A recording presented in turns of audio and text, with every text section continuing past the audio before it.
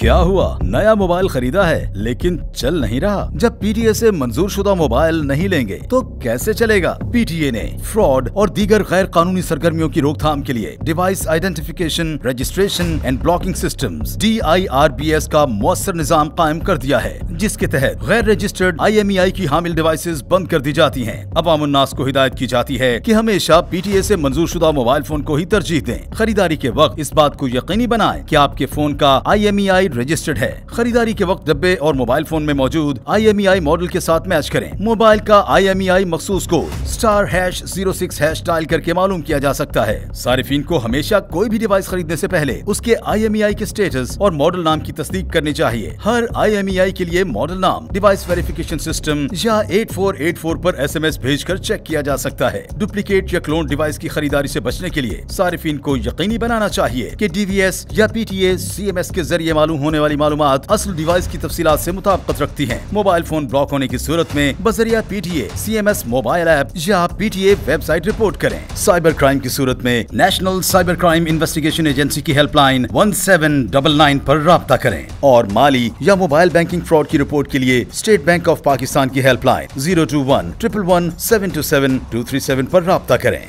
याद रहे, पीका एक्ट 2016 के तहत किसी भी कम्युनिकेशन डिवाइस को गैर कानूनी तौर पर रीप्रोग्रामिंग या टेम्परिंग करना काबिल सजा जुर्म है, जिस पर 3 साल कैद और 10 लाख रुपए तक जुर्माना या दोनों सजाएं हो सकती हैं। अपनी मोबाइल डिवाइस FBR टैक्स की अदायगी के जरिए PTA से मंजूर कराएं। मजीद मालूमात के लिए विजिट करें pta.gov.pk या PTA के टोल फ्री नंबर 0800 55055 पर राब्ता करें। Pakistan telecommunication authority.